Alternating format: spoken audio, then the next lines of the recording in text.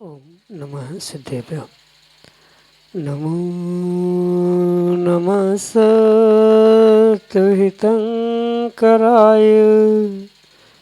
वीराय भव्याम्बुजभास्कराय अनंतलोकाय सुरार्चिताय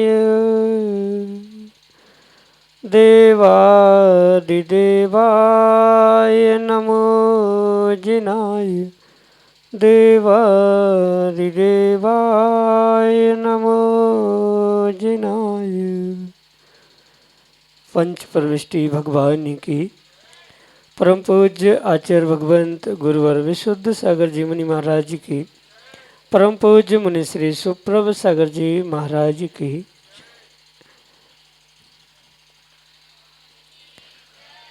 जब आपके शरीर में थोड़ा सा कष्ट होता है तो प्रत्येक व्यक्ति प्रयास करता है, पुरुषार्थ करता है कि उस कष्ट को इन किन प्रकार किसी तरह से दूर किया जाए और खोज करता है किसी डॉक्टर की, वैद्य की। इसी तरह से जब आपके मन में, आपकी आत्मा में कोई विकल्प रूपी कष्ट उत्पन्न होता है तो उसके समाधान की खोज भी करता है और पुण्योदय से कभी कभी उसका समाधान भी प्राप्त हो जाता है। लेकिन जब तक मन के विकल्प को समीचीनता नहीं है तब तक वह समाधान आपके लिए मोक्ष मार्ग का पाथेय नहीं बन सकता। परम पूज्य आचार्य भगवंत गुरुवर विशुद्ध सागर जी महाराज के मंगल सुभाषित से परम पूज्य मुनि श्री सुप्रभ सागर जी महाराज ने सम्यक समाधान रूपी अनूठी विधा आपको प्रदान की है, जिसके माध्यम से आप अपने ही मन के विकल्प को समीचीनता प्रदान करते हुए परम पूज्य मुनि श्री तक पहुंचा सकते हैं और उसका सम्यक रूप से समाधान प्राप्त करके अपने कल्याण का पद प्राप्त कर सकते हैं। ऐसे आत्मकल्याण की वह अनूठी विधा समीचीन विकल्पों का सम्यक समाधान प्रारंभ करते हैं। और आज के पहले विकल्प के लिए आष्टा मध्य प्रदेश से अनन्य गुरु भक्त परिवार डॉक्टर मगन जैन, श्रीमती चंदा जैन परम पूज्य मुनि श्री के श्री चरणों में कोटि कोटि नमोस्तु निवेदित करते हुए अपना समीचीन प्रश्न कराएं कि महाराज जी, परमात्मा किसे कहते हैं? किस गुण कर्म की उपलब्धि से जीव इस संज्ञा को प्राप्त करता है? हमारे समीचीन विकल्प का सम्यक समाधान करने की अनुकंपा करें। नमोस्तु महाराज जी, नमोस्तु। ओम नमः सिद्धम। परम पूज्य आचार्य भगवान गुरुवर विशुद्ध सागर जी महाराज जी की, परम पूज्य मुनि श्री सुप्रभ सागर जी महाराज जी की। परमात्मा यह शब्द दो शब्दों की संधि से बना है। परम आत्मा, परम यानी उत्कृष्ट, और इस उत्कृष्टता को प्राप्त करने वाली जो आत्मा है उसे परमात्मा कहा जाता है। क्योंकि जो निकल सिद्ध परमात्मा है उनके पास तो कोई कर्म शेष ही नहीं बचा, फिर भी वह परमात्मा संज्ञा को प्राप्त है। तो परमात्मा किसी कर्म के निमित्त से नहीं, अपितु उन्होंने प्रकट किए गुणों की अपेक्षा से ही उस परमात्मा अवस्था को, परमात्मा संज्ञा को प्राप्त कर। अगर हम अरिहंतों के विषय में या तीर्थंकरों के विषय में समझे तो अरिहंत अवस्था में जब तीर्थंकर भगवान है तो वह तीर्थंकर संज्ञा तो फिर भी तीर्थंकर नाम कर्म की प्रकृति के उदय से प्राप्त होती है, पर जो सिद्ध अवस्था, सिद्ध परमात्मा के रूप में उन्हीं अरिहंत भगवान की अगली सीढ़ी या अंतिम सीढ़ी के रूप में स्वीकार किया जाता है, वहाँ कोई भी किसी भी प्रकार से कर्म की सत्ता है ही नहीं। आठों कर्मों का नाश करके ही सिद्ध परमात्मा अपने सिद्धत्व को, परमात्मपने को प्रकट करते हैं। इसलिए वहाँ जो भी संज्ञा प्राप्त उन्हें हो रही है वह कर्मातीत अवस्था के ही निमित्त से हो रही है। पर भले ही वह सिद्ध भगवान, सिद्ध परमात्मा कर्मों से अतीत हो चुके हैं, कर्मों से दूर हो चुके हैं, पर गुणों से वह कभी भी दूर नहीं होते। गुण उनके साथ पहले भी थे, आज भी हैं और सिद्ध अवस्था में भी रहते हैं। पर अंतर इतना है कि पूर्व अवस्था में, मतलब संसारी अवस्था में वह गुण प्रकट नहीं हुए। अर्हंत अवस्था में, अर्हंत परमात्मा में कुछ अंशों में प्रकट हुए और सिद्ध अवस्था में पूर्ण रूप से वे गुण प्रकट हुए। जैसे अरिहंतों के निमित्त से सर्वज्ञ, हितोपदेशी और वीतरागी, ये तीन विशेषण, तीन विशेष गुण प्राप्त होते हैं। यही विशेष गुण हमें सिद्धों की भी अपेक्षा से समझना होगा, क्योंकि उन्होंने 18 दोषों को जीत लिया, कर्मों को भी जीत लिया। सभी कर्मों से और संसार से, दुखों से पार होते हुए वे सिद्धत्व को प्राप्त करने वाले हुए। पुनः पिछली अवस्था में, मतलब अरिहंत अवस्था में तीर्थंकर होने से वे हित का उपदेश, दिव्य ध्वनि खिलाने वाले होने से हितोपदेशी संज्ञा को भी प्राप्त हो सकते।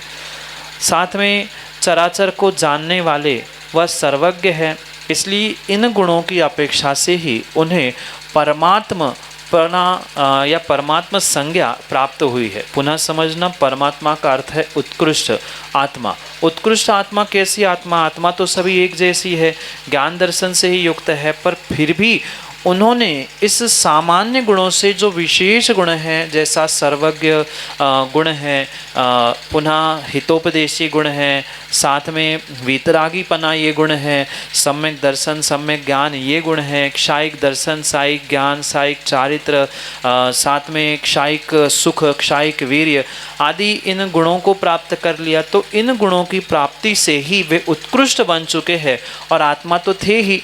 तो इसी कारण से यह परमात्मा संज्ञा को प्राप्त होते हैं। जो आत्मा की तीन अवस्थाएं आचार्य भगवंतों ने बताई है, बहिरात्मा, अंतरात्मा और परमात्मा। जो मिथ्यात्व के साथ है, शरीर, इंद्रिय, विषय, भोग आदि को अपना स्वरूप मानते हैं, उनके लिए बहिरात्मा कहा। वही बहिरात्मा जब सम्यक दर्शन को प्राप्त करते हुए मोक्ष मार्ग की ओर बढ़ने का प्रयास करता है, निर्णय करता है, पुरुषार्थ करता है, वही अंतरात्मा बनता है। और वही अंतरात्मा जब उन अपने भीतर छुपे हुए उत्कृष्ट गुणों को प्रकट कर लेता है, वह प्रकटीकरण के कारण से परम यानी उत्कृष्ट आत्मा बनता है। जघन्य आत्मा, मध्यम आत्मा और उत्कृष्ट आत्मा, इस प्रकार से अगर समझेंगे तो परमात्मा का बहुत अच्छा स्पष्टीकरण होगा। बहिरात्मा जघन्य आत्मा है, अंतरात्मा मध्यम आत्मा है और उत्कृष्ट आत्मा जो परम रूप सर्वोत्कृष्ट स्थान पर निवास करती है, वह परमात्मा के रूप में स्वीकार की जाती है। पुनः ध्यान रखें, तीर्थंकर आदि तो कर्मों के निमित्त से पद प्राप्त हो सकते हैं, पर परमात्मा पद जैसे सिद्धावस्था का है, वह कर्मातीत होने से, गुणों के प्रकटीकरण से ही किया जाता है। यही आपके लिए सम्यक समाधान। श्रीमती निर्मला जैन, आगर, मालवा, मध्य प्रदेश से महाराज जी के चरणों में बारंबार नमोस्तु निवेदित करते हुए अपना समीचीन प्रश्न कर रहे हैं कि महाराज जी, अधोलोक में 7,72,00,000 जिनालय हैं, ऊर्ध्वलोक में 84,97,023 जिनालय हैं और मध्यलोक में 458 जिनालय हैं। इन सभी में मध्यलोक के जो 52 जिनालय हैं, तो उनको इतना अधिक महत्व क्यों दिया जाता है? हमारे समीचीन विकल्प का सम्यक समाधान करने की अनुकंपा करें। नमोस्तु महाराज जी, नमोस्तु। मध्यलोक के जो 52 अकृत्रिम जिनबिंब जिनालय स्वीकार किए गए, वह नंदीश्वर की अपेक्षा से एक स्थात, एक ही द्वीप में प्राप्त होते, इसलिए उनका महान विशेष वर्णन या विशेष व्याख्यान प्राप्त होता है। अन्यत्र ऊर्ध्वलोक में, अधोलोक में भी जो बहुत सारी संख्या में ये अकृत्रिम जिनबिंब, जिन चैत्यालय आदि प्राप्त होते हैं, उल्लेख प्राप्त होता है, उनका एक साथ इतनी संख्या में प्राप्त होना अन्यत्र नहीं देखा जाता, जो कि नंदीश्वर द्वीप के निमित्त से 52 के रूप में स्वीकार किया जाए। इसलिए नंदीश्वर द्वीप और नंदीश्वर द्वीप के साथ जुड़ा हुआ वह अष्टानी का पर्व, ये दोनों की ऐसी विशेषता है कि जिसके माध्यम से इन 52 अकृत्रिम जिन बिंबों की, जिन चैत्यालयों की विशेष महिमा आगम ग्रंथों में गाई जाती। क्योंकि अन्यत्र जो भी ऊर्ध्वलोक अधोलोक में जिन बिंब या जिन चैत्यालय अकृत्रिम रूप से जो विराजमान है वो तो है ही, वहाँ तो जब चाहे स्वर्गों के देव पहुँचते हैं, पूजा आराधना आदि करते हैं। पर नंदीश्वर द्वीप से जुड़ा हुआ वह अष्टानी का पर्व जो कि शाश्वत पर्व स्वीकार किया जाता है, उस शाश्वत पर्व के विशेष कार्य के निमित्त से, मतलब उस समय पर होने वाले विशेष अनुष्ठान, विशेष आराधना, विशेष पर्व का त्रैकालिकपना आदि आदि के निमित्त से इन 52 अकृत्रिम जिन बिंब, जिन चैत्यालयों की विशेष मान्यता, विशेष महानता आगम ग्रंथों में भी प्रस्थापित की जाती है।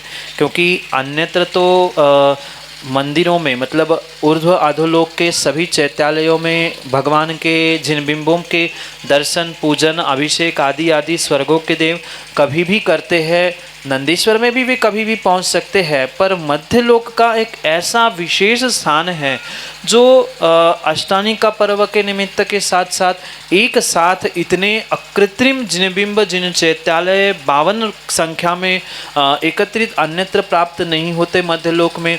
इस कारण से उसका महान विशेष महत्व आगम ग्रंथों से लिखा गया है और उसे उसी प्रकार से भी समझना होगा।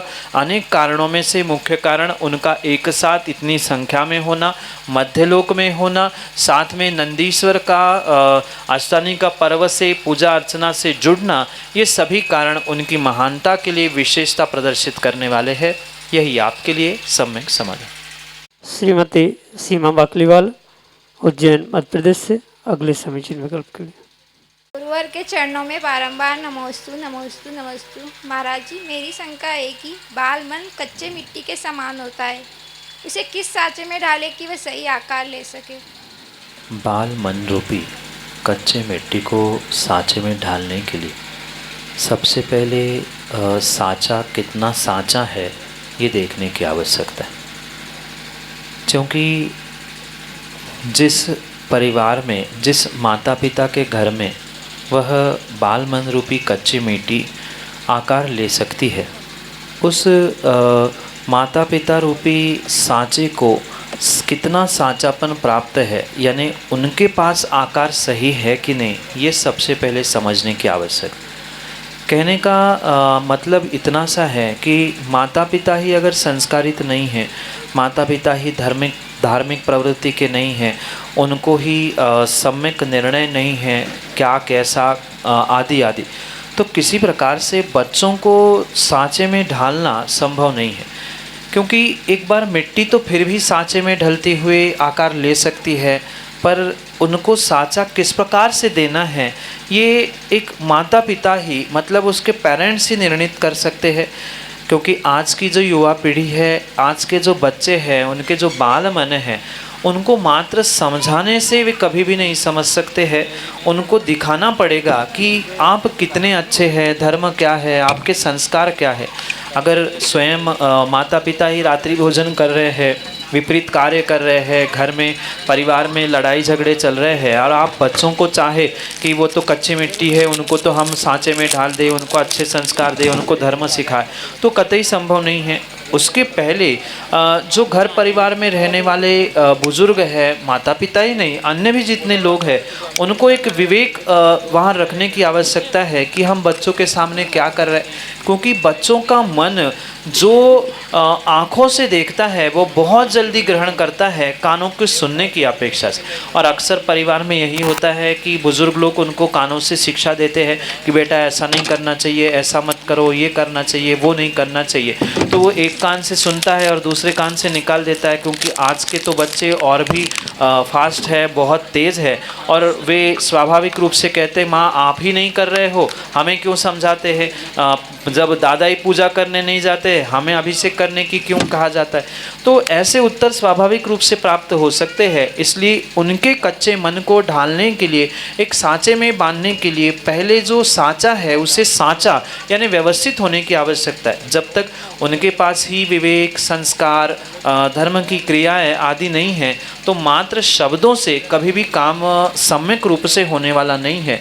इसलिए बाल मन रूपी कच्चे मिट्टी को एक सांचे में बांधने के लिए, ढालने के लिए जो सांचा है मतलब माता पिता है, उनके संस्कार, उनकी धार्मिक क्रिया, उनका विवेक आदि सब कुछ टटोल कर देखने की आवश्यकता होगी।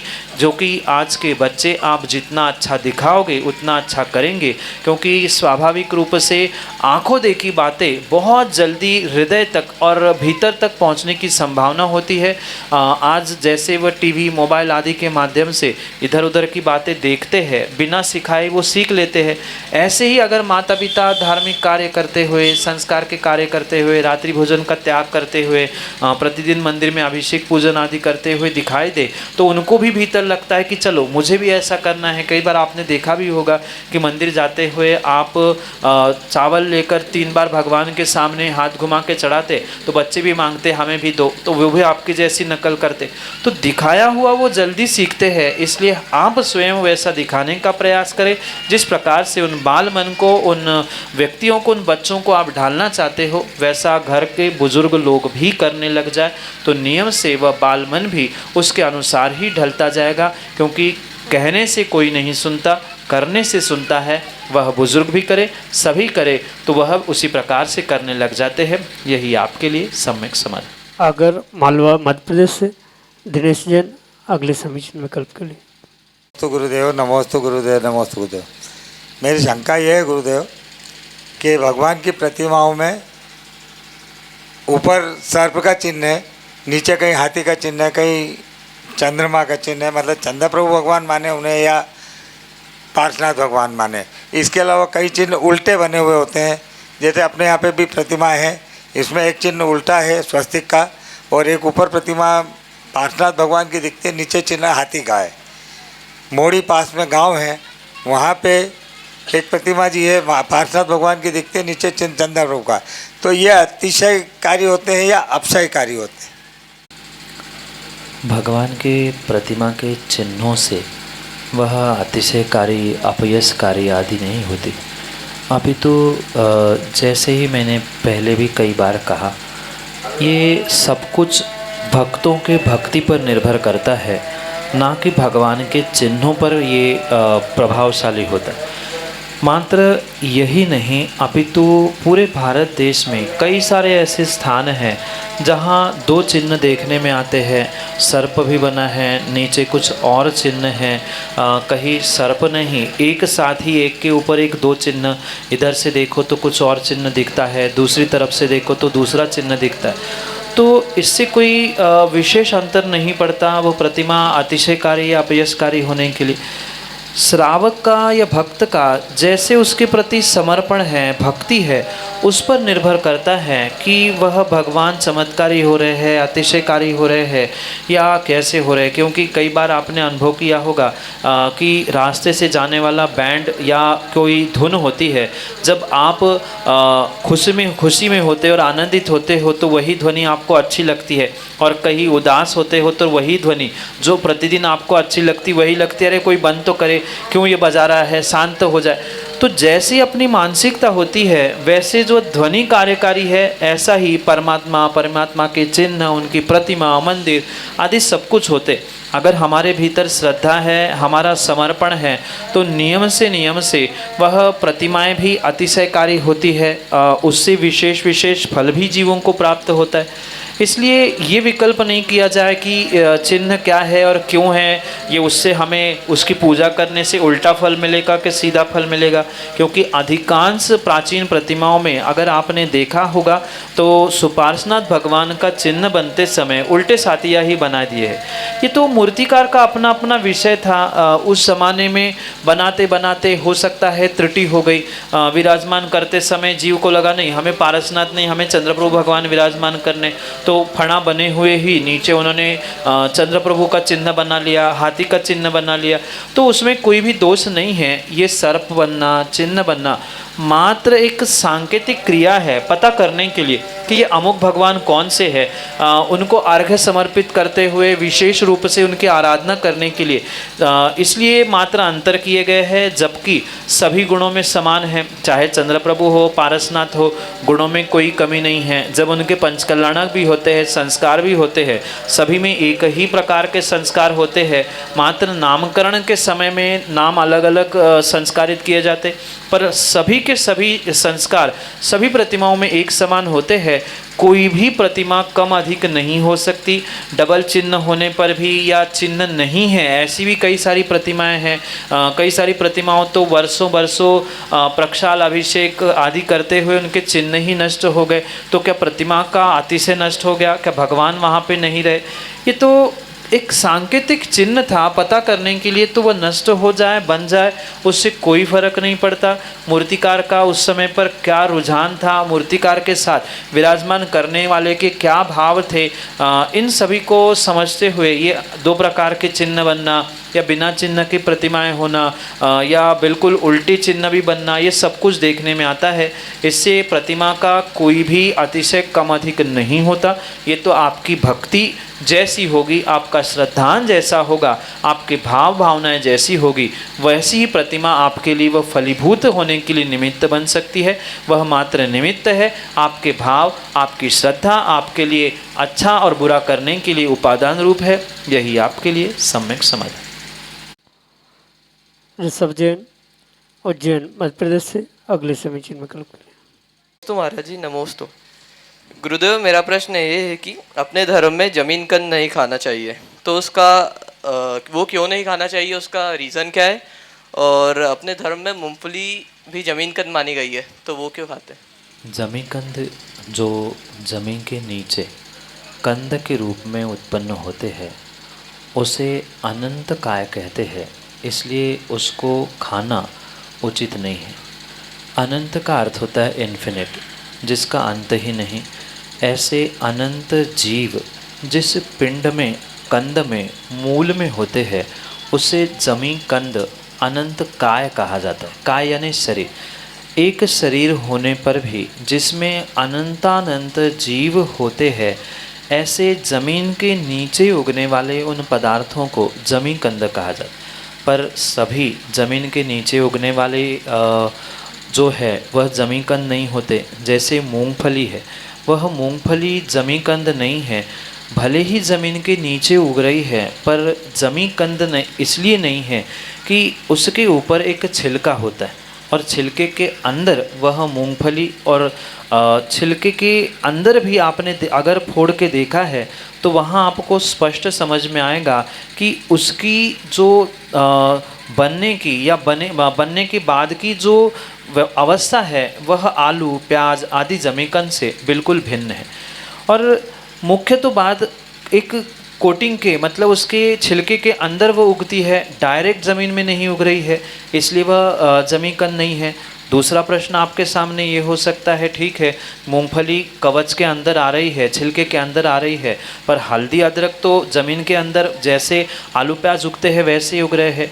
उनमें भी बहुत सारी वैरायटी होती है। जैसे आज के बॉटनी जो वनस्पति विज्ञान है उसके अनुसार भी अगर देखा जाए, समझा जाए, तो उसके कारण से भिन्न भिन्न प्रकार के उन वनस्पतियों को स्वीकार किया जाता है। हल्दी और सौंठ भले ही ज़मीन के नीचे उगती है, पर वह काष्ठ वनस्पति है, वह कंद नहीं है। जब तक गीली है तब तक वहाँ जीवों का सद्भाव होने की संभावना है, पर जैसे ही वह सूख जाता है उसका प्रयोग करने में कोई दोष नहीं है। इसलिए आपने अगर देखा होगा तो अदरक खाने का तो निषेध है, पर सौंठ खाने का निषेध नहीं है। अदरक सूखने के बाद जो रेशे रेशे जैसी सौंठ बनती है वह वहाँ से वह जीव निकल जाने के कारण से वह शुद्ध मानी जाती।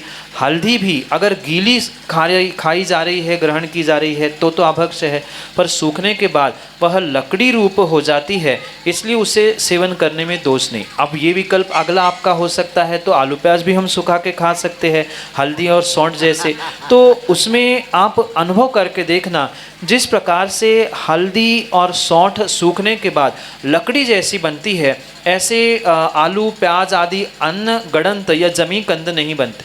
वो अपने आप श्रिंक होते हैं। 2 दिन 4 दिन आपने सूखने के लिए भी रख दो तो वह श्रिंक हो जाते, मतलब मुरझा जाते हैं, पर वो कभी लकड़ी का रूप धारण नहीं कर पाते। तो अनेक प्रकार की इनकी वैरायटी होने के कारण से जो आलू है, प्याज है, लहसुन है, मूली है, गाजर है, अदरक है, ये जो वनस्पति है ये गीली अवस्था में भी और अन्य अवस्था में अदरक को छोड़कर वह पूर्ण रूप से अभक्ष्य ही है, क्योंकि अनंत काय अगर आपने कहीं देखा हो या फिर कभी आपको दिखाने का भी प्रयास कर लेंगे, यूट्यूब पे अभी उज्जैन में चतुर्मास में एक जेनेटिक साइंस करके सुबह कक्षा चलती थी युवाओं के लिए, तो वहाँ स्पष्ट रूप से एक एक आलू की परत को निकालते उसके अंदर छोटे छोटे जो जीव है उनको दिखाने का स्क्रीन के माध्यम से प्रयास किया गया था। आप यूट्यूब पे भी उसको जेनेटिक साइंस के अंतर्गत देख सकते हैं, खोज सकते हैं, किस प्रकार से एक छोटे से